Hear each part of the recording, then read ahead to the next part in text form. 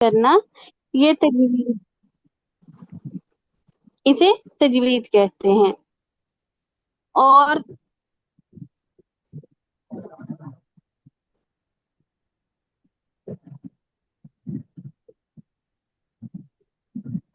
باجی ایک دفعہ اور بتا سکتی ہیں جو ابھی آپ نے بتایا تھا؟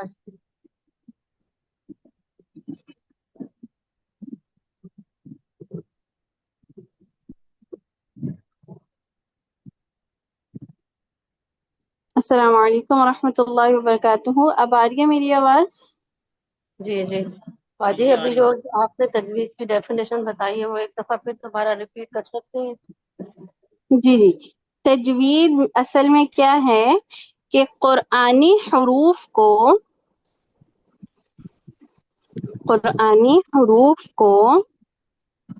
ان کے مخارج اور صفات کے ساتھ مکمل ادا کرنا۔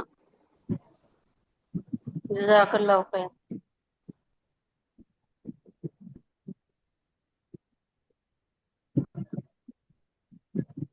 اچھا جی، آج ابھی ہم نے تجوید کی اہمیت پڑھی قرآن سے۔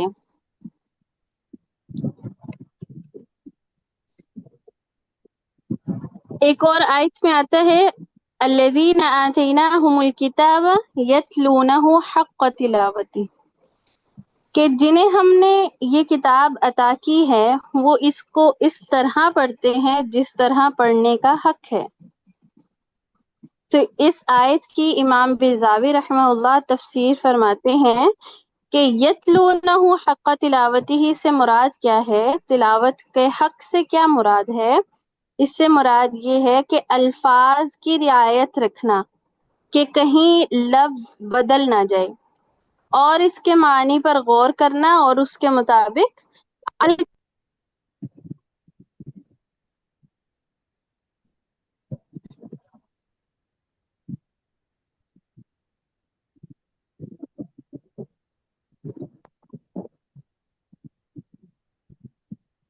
السلام علیکم، ابھی آواز نہیں آ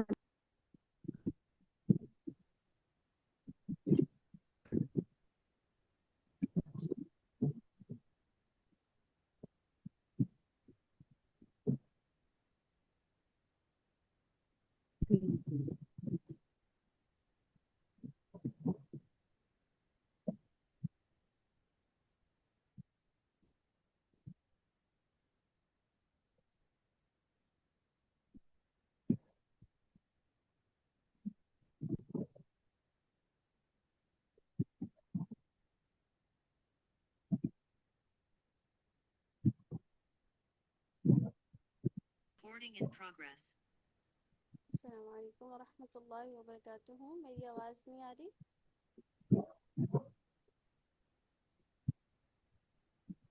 السلام علیکم، اب آ رہی ہے میری آواز؟ وعلیکم السلام ورحمۃ اللہ وبرکاتہ، آپ کی آواز بہت سلو ہے۔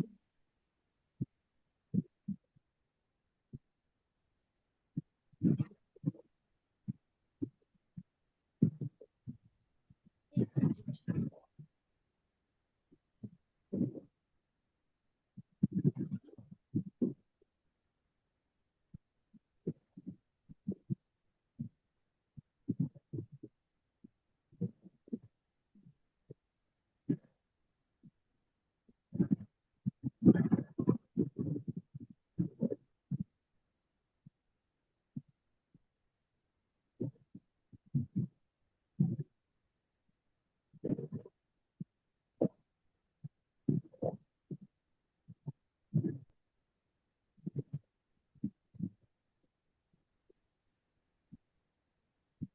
السلام علیکم ورحمۃ اللہ وبرکاتہ، اب بہتر ہے آواز؟ جی اب ٹھیک ہے۔ الحمدللہ۔ اچھا جی، کہاں تک آئی تھی میری آواز آپ لوگوں کو؟ تلاوت کے حق سے مراد الفاظ کی رعایت رکھنا اور معنی کا خیال رکھنا۔ ٹھیک ہے، بارک اللہ فیک۔ الفاظ کی رعایت رکھنا کہ الفاظ بدل نہ جائے، یہ تک جی یہاں تک بالکل، آواز آئی۔ ٹھیک ہے۔ تو یہ ہے تجوید کے قرآن میں اہمیت کہ قرآن میں تجوید کی کیا اہمیت ہے، اس کو تجوید کے ساتھ ترتیل کے ساتھ پڑھنا کیوں ضروری ہے۔ اچھا، یہاں پر ایک اور پوائنٹ اپنے پاس نوٹ کریں، ترتیل کیا ہے؟ ترتیل، تا را تا یا لام، ترتیل۔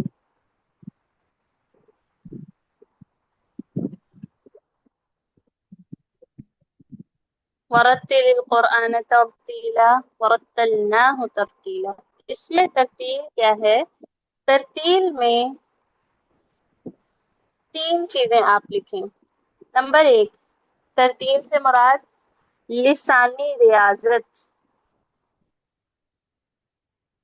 ترتیل سے مراد کیا ہے؟ لسانی ریاضت۔ یہ جو ہم نے ساری ابھی آیات پڑھی، ان آیات میں اللہ تعالیٰ نے آپ صلی اللہ علیہ وسلم کو قرآن میں جلدی جلدی پڑھنے سے منع فرمایا، اس لیے ہر آیت میں وَنَزَّلْنَاهُ تَنزِيلًا وَقُرْآنًا فَرَقْنَاهُ وَرَتَّلْنَاهُ تَرْتِيلًا وَرَتِّلِ الْقُرْآنَ تَرْتِيلًا۔ تو ان ساری چیزوں میں پتہ کیا چلتا ہے کہ قرآن میں جلدی نہیں کرنی، اور یہ اس بات کا واضح ثبوت ہے کہ امت محمدیہ کو اس چیز سے بچنا چاہیے، بلکہ قرآن کو آہستہ آہستہ عمدگی کے ساتھ پڑھیں۔ اور آہستہ آہستہ پڑھنا کیا ہے، ترتیل کے ساتھ پڑھنا کیا ہے، اس میں تین چیزیں آتی ہیں۔ نمبر ایک، لسانی ریاضت، یعنی کہ زبان کے ساتھ مشق کرنا۔ جب تک ہم اس کی مشق نہیں کریں گے، زیادہ سے زیادہ ہماری زبان اس کی عادی نہیں ہو جائے گی ان حروف کی صحیح ادائیگی کی، تب تک ہم اس کے صحیح تلفظ کو نہیں پہنچ سکتے۔ نمبر دو، قرات پر ہمیشگی۔ یہ نہیں ہے کہ سال میں ایک دو دفعہ کھول لیا اور پڑھ لیا اور ہم کہیں کہ ہماری جو تجوید ہے یا وہ ہماری جو ترتیل ہے وہ بہت اچھی ہے، بہت ہم صحیح پڑھتے ہیں قرآن۔ ہم جتنا مرضی سے ہی پڑھتے ہوں، ہم کسی اپنے سے بڑے استاد کو جب بھی سناتے ہیں ہماری غلطی ضرور نکلتی ہے، تو اس غلطی کو دور کرنے کے لیے کیا چیز ضروری ہے؟ لسانی ریاضت۔ نمبر دو، قرات پر ہمیشگی۔ نمبر تین، حروف مرقق کی ترقیق، یعنی کہ جو باریک حروف ہے ان کو باریک رکھنا۔ مفخم کی تفخیم، جو موٹے ہیں ان کو موٹا کر کے پڑھنا۔ مقصور کی کسر،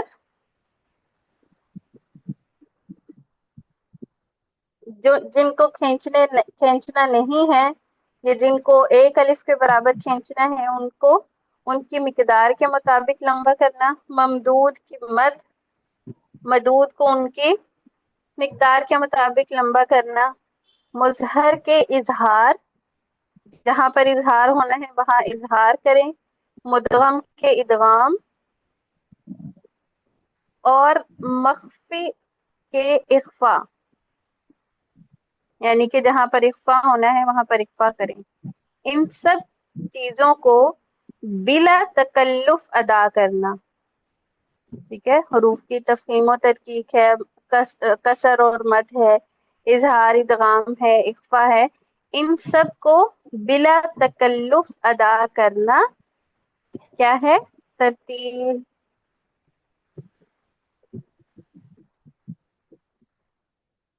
اسی طرح تجوید کی جو اہمیت ہے وہ ہمیں احادیث، کافی ساری احادیث سے بھی پتہ چلتی ہیں کہ سیدنا عبداللہ بن مسعود رضی اللہ عنہ بیان کرتے ہیں رسول اللہ صلی اللہ علیہ وسلم نے سیدنا علی رضی اللہ عنہ کو حکم دیا کہ وہ لوگوں میں یہ اعلان کر دیں کہ اللہ کے رسول تمہیں حکم دیتے ہیں کہ تم میں سے ہر ایک ایسے ہی پڑھے جیسے اسے پڑھایا گیا ہے۔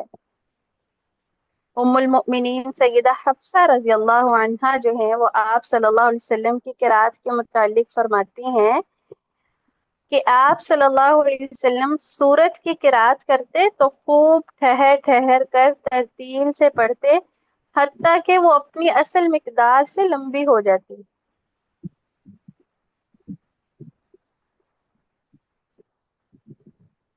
پھر اسی طرح ہمیں ائمہ قرات سے اور ان کے متقدمین سے ان کے اقوال سے بھی تجوید کی اہمیت پتہ چلتی ہے۔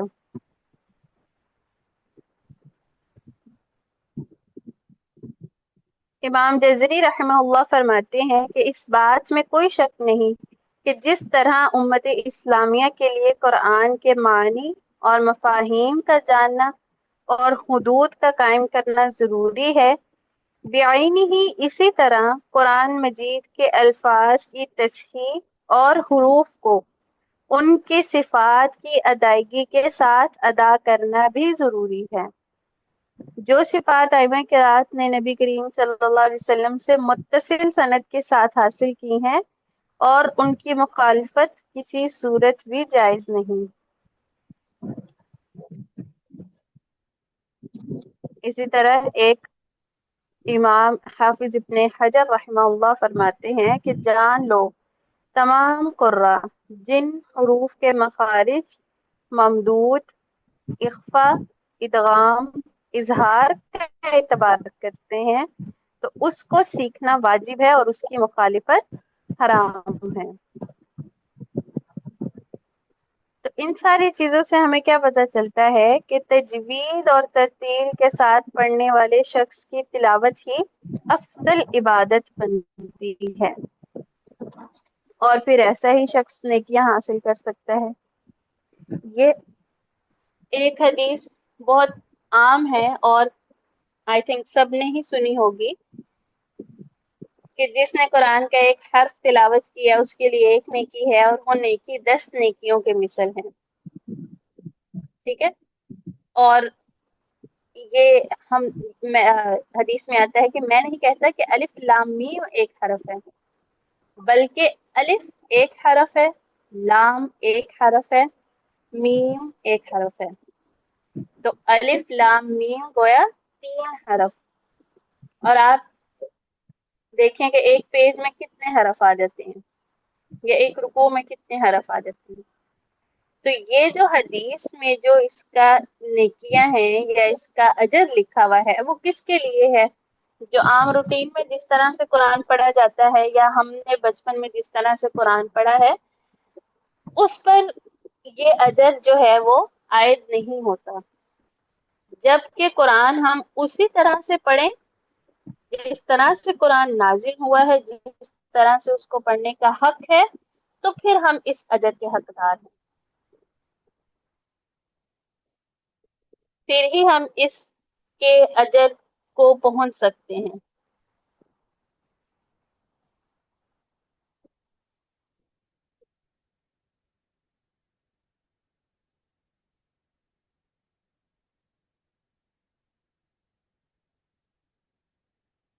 اور علم تجوید کی تدفین جو ہے تدوین جو ہے وہ 2 طریقوں سے ہوئی ہے، من حیث الادا اور من حیث القواعد۔ من حیث الادا سے کیا مطلب ہے کہ نبی کریم صلی اللہ علیہ وسلم کے زمانہ میں اصول علوم میں سے کسی بھی چیز کو مدون نہیں کیا گیا نا، مثلا علم تجوید، علم الرسم، علم الضبط، یہ سارے جو ہمیں نظر آتے ہیں، یا اصول فقہ ہے، اصول حدیث ہے، اصول تفسیر ہے، کیونکہ ان کو اس کی ضرورت نہیں محسوس ہوئی تھی۔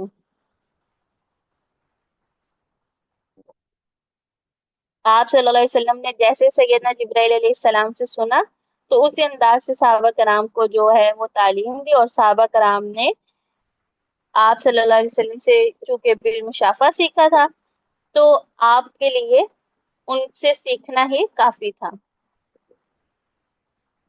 کیونکہ صحابہ کا جو حافظہ تھا ان کو اپنے حافظے پر اور ضبط پر بڑا عبور تھا، تو یہ سلسلہ اسی طرح سن کر پڑھا کر یہ چلتا رہا، کافی عرصے تک چلتا رہا۔ یہاں تک کہ اسلامی فتوحات کا آغاز ہو گیا اور اجمیوں کا عربیوں میں اختلاط ہوا۔ جب اجمیوں کا اور عربیوں کا آپس میں اختلاط ہوا تو ان کے قوت حافظہ میں جو ہے وہ کمزوری آنے لگی۔ ابھی بھی ہم دیکھیں کہ جو عربیوں کا حافظہ ہے یا جو عربیوں کا لہجہ ہے وہ ہم سے کئی گنا بہتر ہے، ان کا ضبط، ان کا عبور جو ہے اپنی زبان پر چاہے ہو یا کسی بھی چیز میں ہو تو وہ اجمیوں سے زیادہ بہتر ہے۔ ہم تو ایک چیز رکھ کے ادھر سے رکھ کے ادھر کو منہ کرتے ہیں تو ہم باتیں بھول جاتے ہیں کہ ہم نے کیا بات کرنی تھی۔ تو ان کے قوت حافظہ میں جب کمزوری آنے لگی تو پھر بعض اور بھی کچھ وجوہات سامنے آئی کہ قرآن جو ہے وہ غلط نہ پڑھا جائے۔ تو اس سے بچنے کے لیے ائمہ قرات نے اور علماء نے کیا کیا کہ قرآن کی خدمت کے لیے، سنت کے لیے اپنی ساری زندگیاں اسی کام میں لگا دی، اپنی طاقت، اپنا وقت اس چیز کو دیا۔ اور جیسا جیسا نبی صلی اللہ علیہ وسلم سے آپ جس طرح سے جس نے سیکھا، جب جتنا پتا چلا کہ اس کے پاس صحیح علم ہے، اس کا حافظہ مضبوط ہے، اس سے اس چیز کو لے کر تو انہوں نے یہ جو ایک علم ہے، یہ تجوید کا جو علم ہے، یہ دنیا میں اس کا وجود ہوا، جو کہ آپ صلی اللہ علیہ وسلم کے زمانے سے اس ٹائم تک لوگوں کے سینوں میں محفوظ چلا آ رہا تھا۔ تو پھر اس چیز کا جو ہے وہ اس کی کتابیں بننی شروع ہوئی اور اس کو لکھا اور لوگوں نے اور اس چیز کو جو ہے وہ شروع کیا۔ پھر اسی طرح حیث القواعد، قواعد کو جمع کرنے والوں کے متعلق جو ہے وہ تھوڑا اختلاف آتا ہے کہ ابتدائی مراحل میں اس کو کس نے وضع کیا۔ کچھ قراء کے نام بھی آتے ہیں۔ سب سے پہلے جو ہے وہ کہتے ہیں کہ امام خلیل بن احمد فراہیدی، جو کہ 100 ہجری میں پیدا ہوئی اور 170 ہجری میں ان کی وفات ہوئی۔ اسی طرح امام ابو عبید القاسم، جو کہ 153 ہجری میں پیدا ہوئے اور 224 ہجری میں ان کی وفات ہوئی۔ ایک اور امام ہے امام عمر بن عثمان سیبوے، جو کہ 148 ہجری میں پیدا ہوئے اور 180 ہجری میں ان کی وفات ہوئی۔ ابو زکریا بن معروف امام فرہ، ان کا جو معروف نام ہے وہ امام فرہ ہے، جو کہ 140 ہجری میں پیدا ہوئے اور 260 ہجری میں ان کی وفات ہوئی۔ ان کے علاوہ بھی دیگر ائمہ قرات کے اور فقہا کے نام ملتے ہیں، جس سے اندازہ یہ لگایا جا سکتا ہے کہ اس علم کی جو تدوین ہے وہ تقریباً دوسری صدی کے نصف میں، یعنی 150 ہجری، اس ٹائم سے جو ہے وہ شروع ہوئی تھی۔ اور اس سے قبل جو ہے اہل عرب جو ان کے قوت حافظہ اور ان کی صلاحیت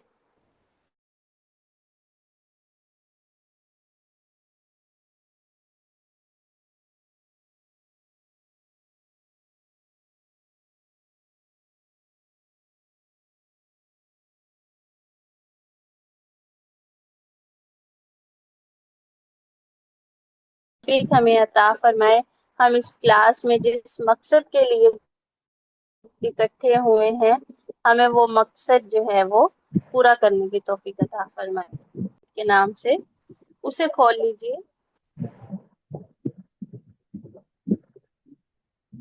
القول السدید کے نام سے جو آپ کو بک دی گئی ہے اس کو کھول لیجیے۔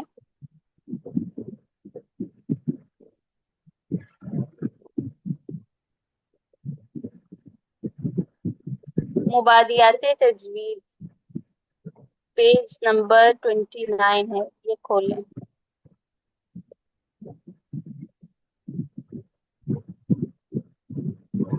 سب سے پہلے دیکھیں تجوید کا لغوی معنی کیا ہے۔ لغوی مطلب کہ اس کا لفظی مطلب کیا ہے؟ اس کا لفظی مطلب یہ جود سے ہے۔ تو جود عمدہ کرنا، اچھا کرنا، بہتر کرنا۔ اس کا اصطلاحی معنی کیا ہے کہ قرآنی حروف کو ان کے مخارج اور جمیع صفات کے ساتھ ادا کرنا، قرآنی حروف کو ان کے مخارج اور جمیع صفات کے ساتھ ادا کرنا تجوید کہلاتا ہے۔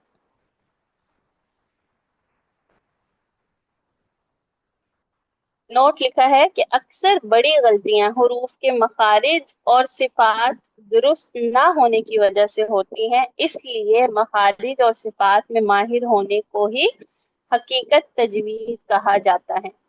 اور لہجہ اور خوش آوازی سے پڑھنا یہ کیا ہے؟ ایک محبوب انداز تلاوت ہے، لیکن ایسے انداز سے پڑھنا جس سے قرآن کا تقدس مجروح ہو وہ جائز نہیں ہے۔ تو کچھ لوگوں کو لگتا ہے کہ شاید یہ جو لہجوں میں پڑھتے ہیں، جو ٹیونز میں پڑھتے ہیں خوش آوازی کے ساتھ، خوش الحانی کے ساتھ، یہ جو ہے یہ کیا ہے؟ تجوید ہے، جبکہ ایسا نہیں ہے۔ تجوید اصل میں مخارج اور صفات میں ماہر ہونے کو کہتے ہیں۔ یہ جو لہجہ ہے یا خوش آوازی ہے یہ ایک انداز ہے، اور جو کہ ہر کسی کا اپنا اپنا ہوتا ہے۔ ضروری نہیں ہے کہ جو جس طرح سے پڑھ رہا ہے ہم بھی اسی کی طرح اسی کی ٹیون کاپی کر کے پڑھیں، وہ سب کا اپنا اپنا انداز ہے۔ اگر کوئی کرتا ہے اور وہ صحیح اس کو جو ہے قرآنی جو قواعد ہیں ان کے مطابق ہے، اگر اس کا لہجہ، اس کو اپنا لینے میں بھی کوئی حرج نہیں ہے۔ لیکن اگر ہم لہجے کو بناتے بناتے ہم جو ہے قواعد سے ہٹ جائیں، قواعد ہمارے آگے پیچھے ہو جائیں، تو وہ کیا ہے؟ اس کا ثواب کی بجائے الٹا ہمیں گناہ ملتا ہے۔ اور تجوید کا موضوع کیا ہے؟ اس کا موضوع حروف تہجی ہے۔ الف سے لے کر یا تک کے 29 جو حروف ہیں ان سے مل کر قرآن بنا ہے، اور ان کو حروف ہجا اور مفردات بھی کہتے ہیں۔ یہ کیا ہے؟ تجوید کا موضوع ہے۔ غرض و غائط، اس کا مقصد کیا ہے؟ تجوید کا مقصد کیا ہے؟ اس کی غرض و غائط کیا ہے؟ تصحیح حروف، یعنی کہ حروف کی تصحیح کرنا،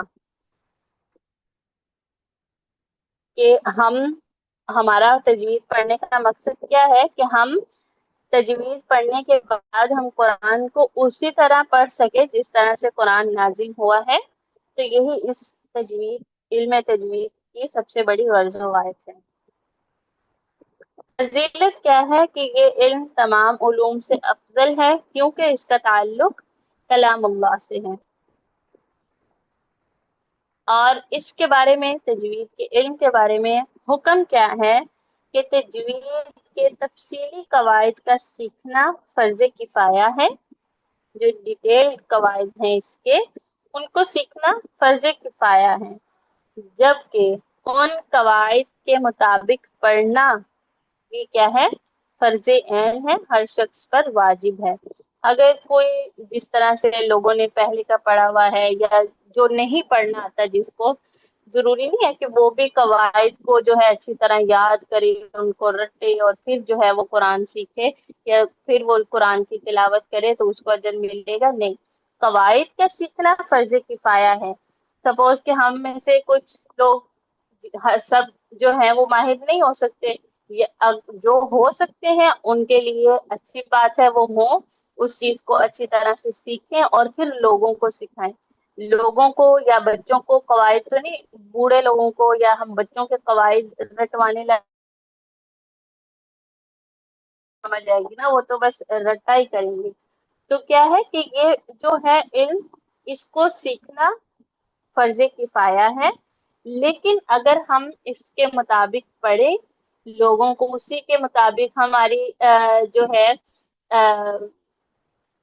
بول کر ان کو ادائیگی سے ہی سکھائیں اور وہ سیکھ جائیں، اس کی صحیح ادائیگی لوگ کر لیں، تو وہ کیا ہے؟ وہ بہتر ہے۔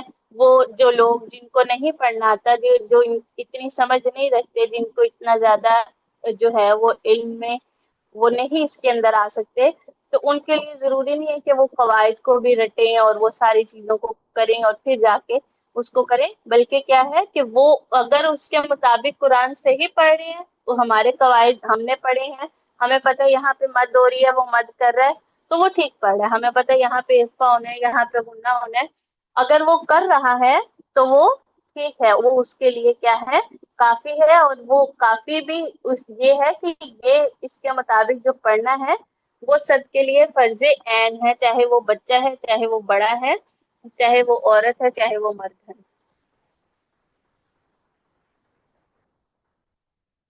یعنی یہ ہر شخص پر واجب ہے ان قواعد کے مطابق پڑھنا، کیونکہ تلاوت جو ہے وہ عبادت ہے، تلاوت قرآن ہم اس کو ایک عبادت کے طور پہ پڑھتے ہیں، تو ہر عبادت کی مخصوص کیفیات ہوتی ہیں، ٹھیک ہے۔ اگر ہمیں نماز پڑھنی ہے تو ہم یہ نہیں کہہ سکتے کہ ہم بیڈ پہ بیٹھیں اور ہم نماز ساری زبان سے ادا کر لیں اور ہم اس کے جو طریقہ سکھایا گیا ہے اس کے بغیر ہم نماز پڑھ لیں اور ہم کہیں کہ ہماری نماز ہو گئی ہے۔ نہیں، عبادت، ہر عبادت کو کرنے کا ایک مخصوص طریقہ بتایا گیا ہے، حج کا طریقہ ہمیں بتایا گیا ہے، نماز کا طریقہ ہمیں بتایا گیا ہے، صدقے کا طریقہ بھی ہمیں بتایا گیا ہے۔ تو کیا ہے کہ ہر ایک چیز کی اپنا اپنا ایک طریقہ ہے، اپنی اپنی ایک لمٹ ہے، اس کو اس کے مطابق کریں گے تو ہمیں اس کا اجر ملے گا،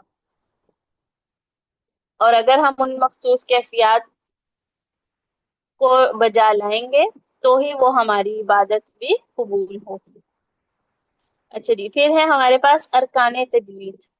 تجوید کے ارکان کتنے ہیں؟ 4 ارکان ہیں۔ نمبر 1 مخارج حروف کی پہچان، نمبر 2 صفات حروف کی پہچان، نمبر 3 تجوید کے تمام قواعد کی پہچان، اور نمبر 4 زبان کو حروف کی صحیح ادائیگی کا عادی بنانا۔ یہ تجوید کے 4 ارکان ہیں۔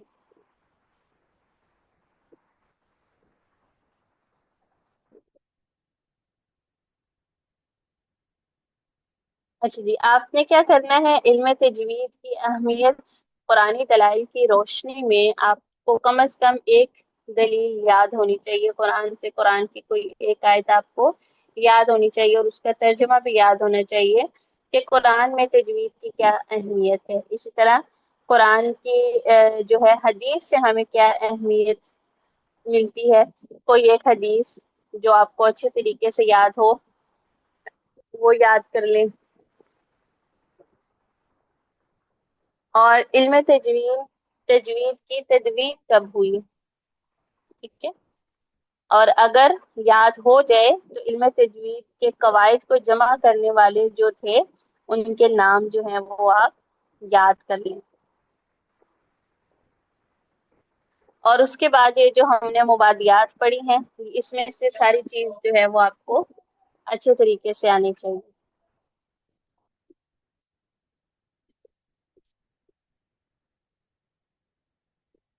اس سے آگے دیکھیے لحن اور اس کی اقسام ہیں۔ لحن کیا ہے؟ لحن کا لغوی معنی ہوتا ہے غلطی کرنا، اور اصطلاحی معنی اس کا کیا ہے کہ قرآنی حروف کو قواعد تجوید کے خلاف اور غلط پڑھنا، یہ کیا ہے؟ لحن ہے۔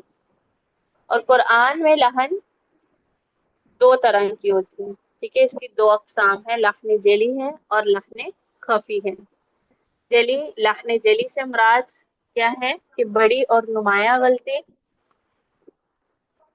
اصطلاحی معنی اس کا کیا ہے کہ مخارج اور صفات لازمہ اور حرکات و سکنات میں غلطی کرنا، یہ لحن جلی کہلاتا ہے۔ اس کی مثالیں آگے دی ہوئی ہیں پیج نمبر 31 پر۔ 5 اقسام ہیں لحن جلی کی، کہ لحن جلی کس کس طرح سے ہوتی ہے۔ ایک حرف کو دوسرے حرف سے بدل دینا، جیسے الحمد کی جگہ الحمد پڑھنا، کسی حرف کو بڑھا دینا، جیسے نعبد کی جگہ نعبدو پڑھنا، کسی حرف کو کم کر دینا، جیسے ایاک کی جگہ ایاک پڑھنا، حرکات و سکنات کو ایک دوسرے کی جگہ پڑھنا، جیسے انعمت کو انعمتو پڑھنا، یا پھر اہدنا کو اہدنا پڑھنا۔ مخفف حرف کی جگہ مشدد اور مشدد کی جگہ مخفف حرف پڑھنا۔ جیسے مالکی مالکی کو مالک کی پڑھنا، یا کا کی جگہ یا کا پڑھنا، اور لحن جلی کا حکم کیا ہے کہ یہ حرام غلطی ہے، کیونکہ تلاوت قرآن میں ایسی غلطی جو ہے وہ بسا اوقات کبیرہ گناہ کا سبب بنتی ہے۔ لحن خفی، لحن خفی کیا ہے؟ چھوٹی اور پوشیدہ غلطی کو کہتے ہیں، اور اس کا اصطلاحی معنی کیا ہے؟ تحسین حروف سے تعلق رکھنے والی صفات میں کمی پیشی کرنا، جیسے حروف کی تفخیم اور ترکیب، موٹا کرنا، باریک کرنا، اخفا کرنا، ادغام کرنا، اقلاب، مد کرنا، یہ چیزیں ان میں کمی بیشی کرنا کیا ہے؟ لحن خفی ہے۔ اور اس کا حکم کیا ہے کہ یہ مکروہ ہے، لیکن اس سے بچنا بھی ضروری ہے تاکہ تلاوت قرآن کی عبادت کو کامل صحت کے ساتھ بجایا لا جا سکے۔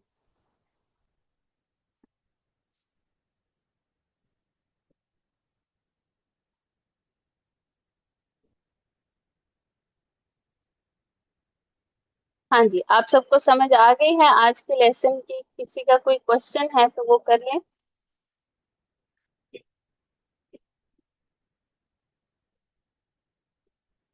جی، آج کے لیسن کی سمجھ آئی ہے؟ کوئی ایسی بات جو کسی کو سمجھ نہ آئی ہو؟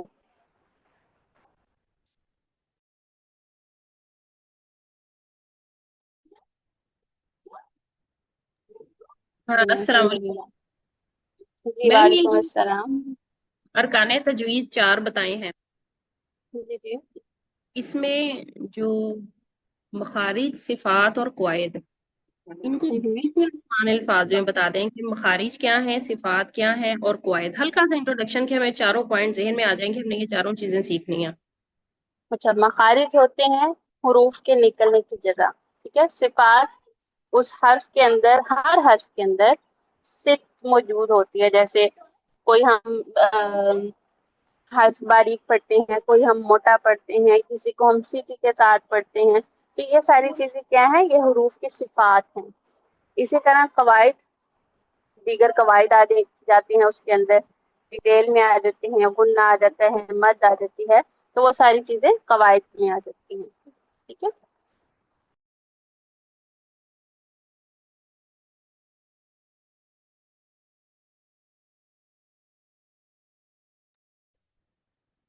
ٹھیک ہے ٹھیک ہے۔ اچھا،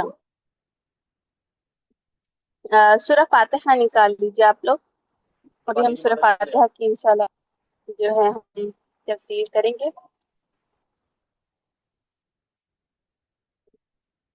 اسکرین پہ سورہ فاتحہ شیئر کر دیجیے گا۔ بک کا نیم ہے القول السدید۔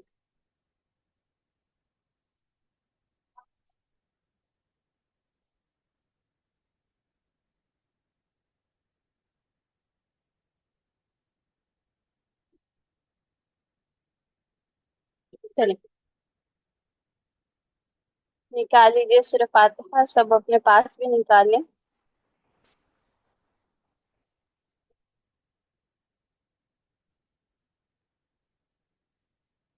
جی علیشہ، آپ پڑھیے میرے ساتھ۔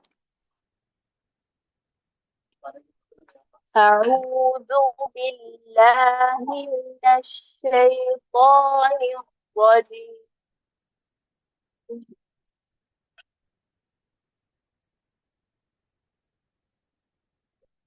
علیشہ گل موجود ہیں؟ عائشہ آپ پڑھی؟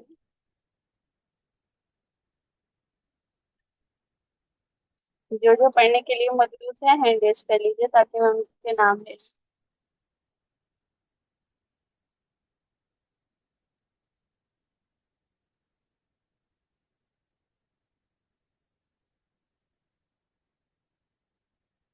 سمیرا نوید آپ پڑھنا شروع کریں میرے ساتھ۔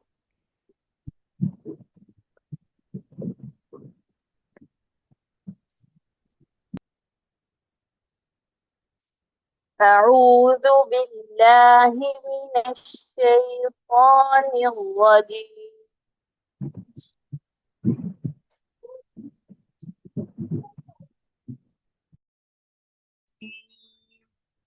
جی سمیرا آپ کی آواز نہیں آئی، دوبارہ پڑھیے.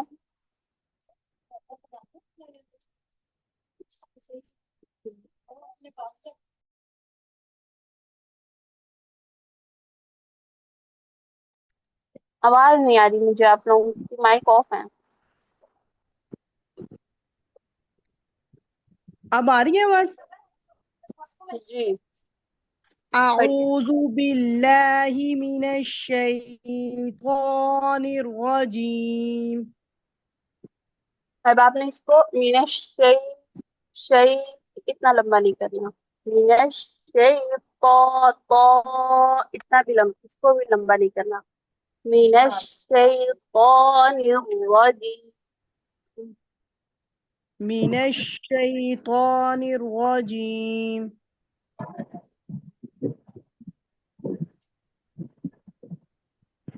پھر پڑھیے شروع سے. اعوذ باللہ من الشیطان الرجیم.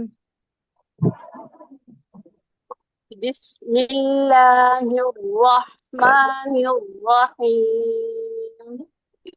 بسم اللہ الرحمن الرحیم.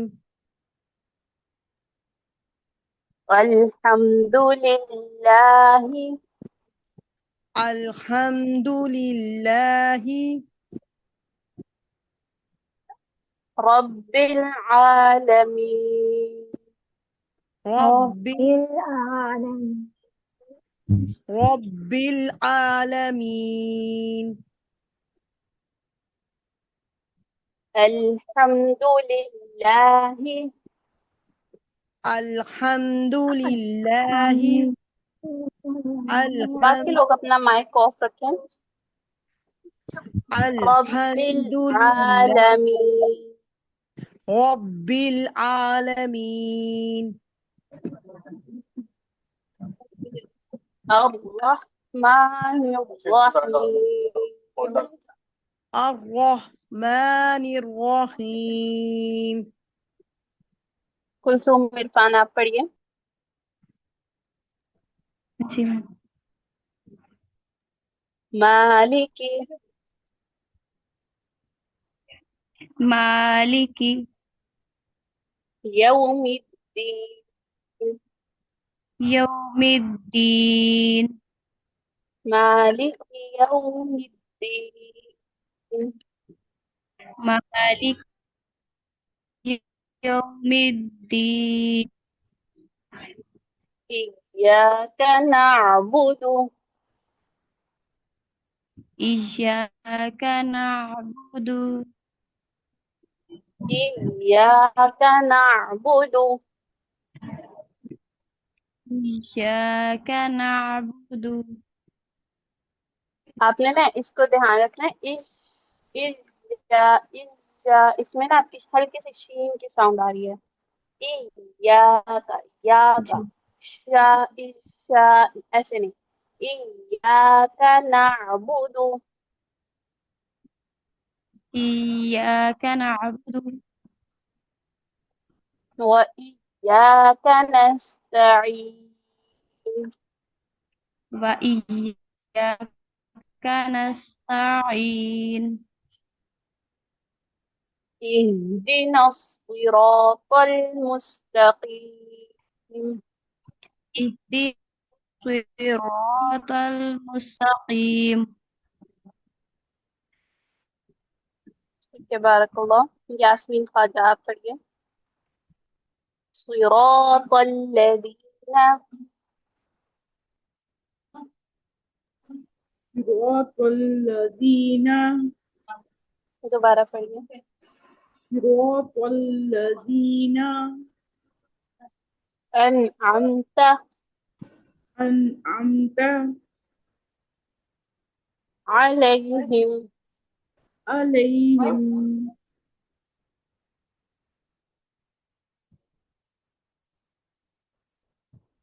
غیر المغضوب غير المغضوب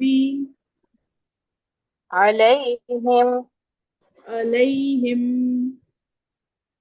وهم اتنا زیادہ ٹائم نہیں لگائے علیہم عليهم ولا الضالين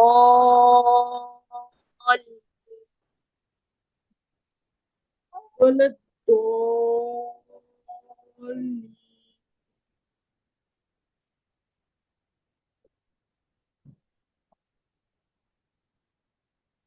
جویری آپ پڑھیے بسم اللہ الرحمن الرحیم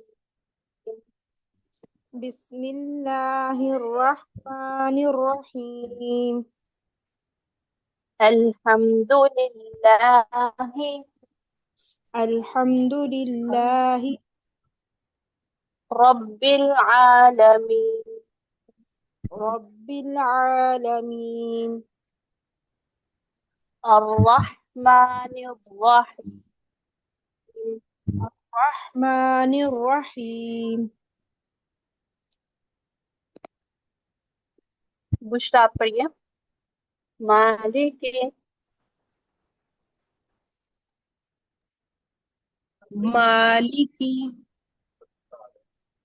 یوم الدین یوم الدین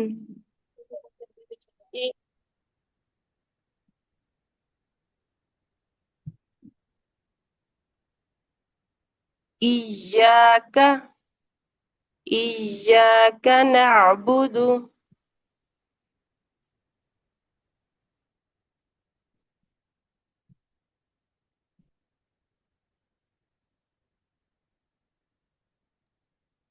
آواز آ رہی ہے میری؟ جی اب آ رہی ہے جی میری آواز آ رہی ہے آپ سب کو؟ جی آ رہی ہے جی اب آ آ رہی رہی ہے ہے جی بشرا پڑھیے مجھے بشرا آپ کی آواز نہیں آ رہی اب آ رہی ہے باجی ہم، جی ابھی آئی ہے ایاک نعبد و ایاک نستعین ایاک نعبد ایاک نعبد و ایاک نستعین و ایاک نستعین ایاک نستعین و ایاک نستعین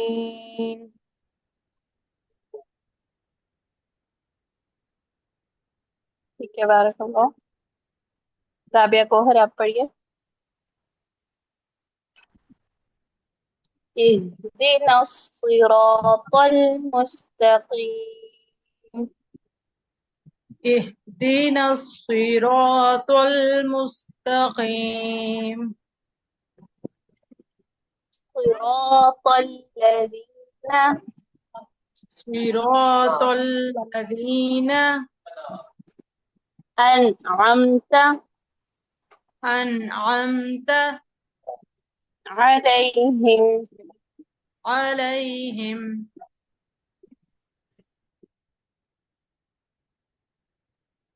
غير المغضوب غير المغضوب عليهم عليهم ولا الضالين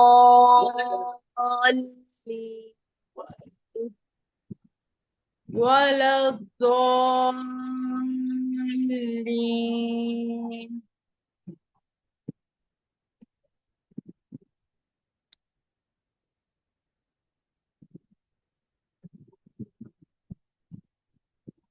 میم آپ کی آواز نہیں آ رہی جی ٹھیک ہے بارک اللہ فیک جی اور کون رہ گیا جس نے نہیں پڑھا جی میں نے نہیں پڑھا ابھی میں نے بھی جی نہیں پڑھا سمینا پڑھیے ٹھیک ہے جی سمینا آپ پڑھیے بسم اللہ الرحمن الرحیم.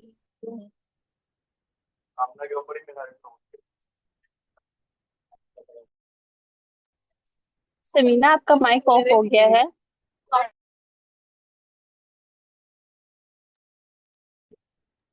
بسم آپ کا اللہ جی پڑھیے بسم پڑھیے اللہ الرحمن الرحیم. الحمد الحمد للہ للہ رب العالمین. رب العالمین. پھر پڑھیے الحمد الحمد للہ للہ رب العالمین. رب العالمین. الرحمن الرحیم. الرحمن الرحیم. ماں کو اتنا لمبا نہیں کریں. الرحمن الرحیم. الرحمن الرحیم. مالکی مالکی یوم الدین. یوم الدین. جی آگے پڑھیے. سعادہ آپ پڑھیے. ایاک إياك sorry نعبد إياك نعبد وإياك وإياك نستعين. نستعين إياك إياك نعبد نعبد وإياك وإياك نستعين. نستعين اهدنا الصراط المستقيم. اهدنا الصراط المستقيم. تبارک اللہ. اور کون رہتا ہے پڑھنے والا؟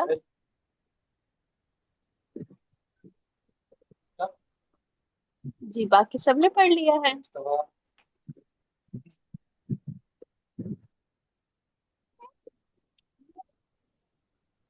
السلام اسما ہے. علیکم ورحمۃ اللہ وبرکاتہ. وعلیکم السلام ورحمۃ اللہ وبرکاتہ. سوری ایکچولی میں نے لیٹ جوائن کیا تھا تو میں اس وجہ سے نہیں بتا رہی تھی کہ میں نے نہیں پڑھا کیونکہ مجھے فرسٹ ڈے جوائن کیا ہے اور لیٹ جوائن کیا ہے تو مجھے پتا نہیں تھا کہ ہو کیا کیا کیا ہونا ہے گروپ مطلب کلاس میں. دیٹس وائی میں صرف سن رہی تھی. اوکے کوئی بات نہیں ہے. چلے ابھی آپ جی اب میں پڑھیے لاسٹ ٹائم. جی جی پڑھیے. صراط الذین صراط الذین انعمت انعمت علیہم علیہم غیر المغضوب غیر المغضوب علیہم علیہم ولا الضالین.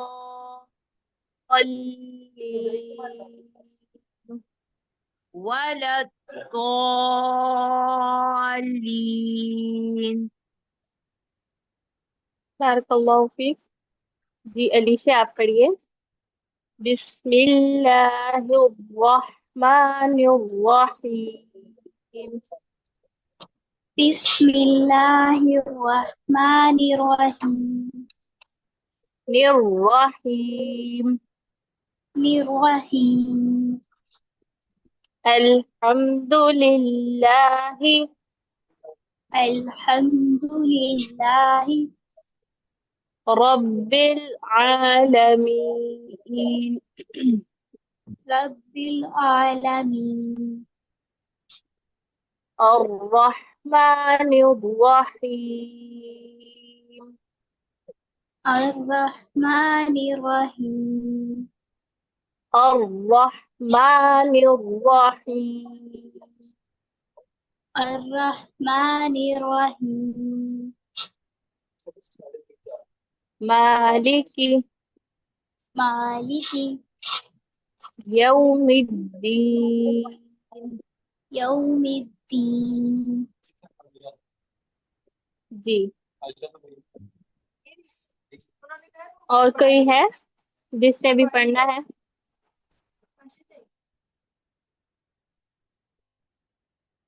باقی سب ہو گئے ہیں. مریم اسحاق آپ نے پڑھ لیا ہے؟ یمنا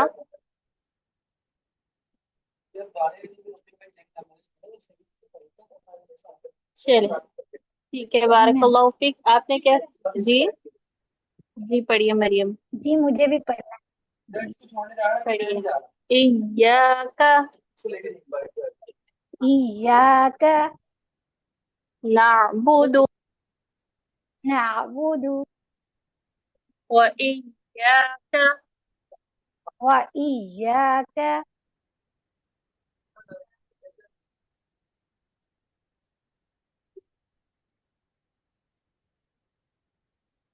پڑھیے. نستعین نستعين اهدنا الصراط المستقيم اهدنا الصراط المستقيم صراط الذين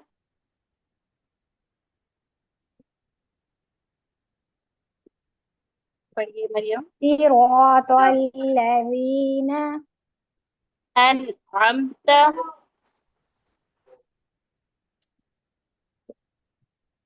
صراط الذين أنعمت أنعمت عليهم عليهم غير المغضوب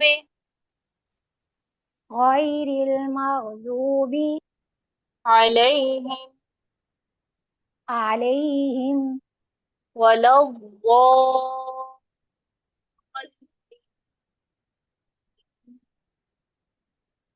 ولا الضالين ولا زانی شد ہے 2 دفعہ پڑھیے اس کو. ولا ولا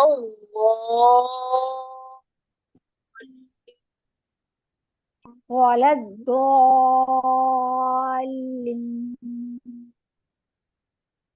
بارک اللہ.